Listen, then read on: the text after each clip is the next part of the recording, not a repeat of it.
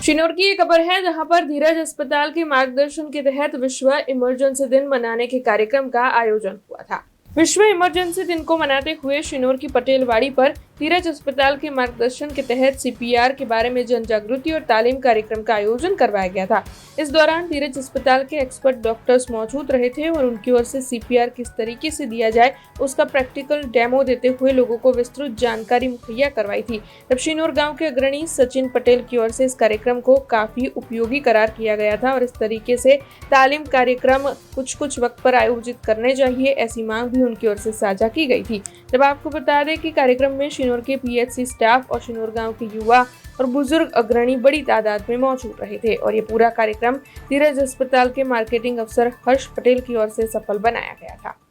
विश्व इमरजेंसी दिवस अंतर्गत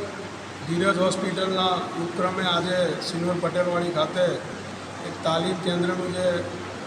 આયોજન થયું છે એમાં સિનોરના જે સેવાભાવી છે પ્રકાશભાઈને એમની ટીમે જે આજે અહીં આયોજન કર્યું છે, સૌથી પહેલાં તો એમને હું અભિનંદન પાઠવું છું। આ કાર્યક્રમમાં પેરામેડિકલ ને મેડિકલનો સ્ટાફ ધીરજ હોસ્પિટલના હાજરિયા, આશા વર્કર બહેનો હાજરિયા, સિનોર પીએચસીના જે પેરામેડિકલ અને મેડિકલ સ્ટાફ છે એમાંથી પણ હાજરિયા અને ગામ લોકો હાજરિયા અને એમને જે અહીં આગળ ઇમરજન્સી હોય અને જ્યારે આપણે જોયું છે કોરોના કાળમાં અને ત્યાર પછી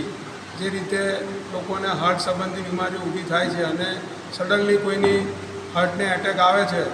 એમાં પ્રાથમિક સારવાર મળે એ રીતનું એમને ધીરજ હોસ્પિટલમાંથી આવેલા મેડિકલની ટીમે જે લાઈવ ડેમો આપ્યો છે અને આજના આ તાલીમ જે અહીં આગળ આપણે કરી છે અને એનાથી કોઈ એક વ્યક્તિની પણ જાન બચશે, જીવ બચશે તો આપણે આ કાર્યક્રમ સફળ ગણાશે। તો આપણે સૌ આવા જે આપણા વિસ્તારમાં તાલીમ કેમ્પો થતા હોય એમાં હાજર રહી અને માર્ગદર્શન લઈ અને કોઈનો જીવ બચે એવો પ્રયત્ન કરીએ અને આજે જ્યારે આ કાર્યક્રમનું આયોજન થયું છે તો ફરીથી હું સૌને આભાર વ્યક્ત કરી અને સિનોર નગરમાં વધાર્યા છે તો હું સિનોર નગર તરફથી નગરજનો તરફથી એમનો આભાર વ્યક્ત કરું। हमसे जुड़े रहने के लिए हमारे YouTube चैनल को सब्सक्राइब करें और नई वीडियो की नोटिफिकेशन के लिए बेल आइकॉन को दबाएं।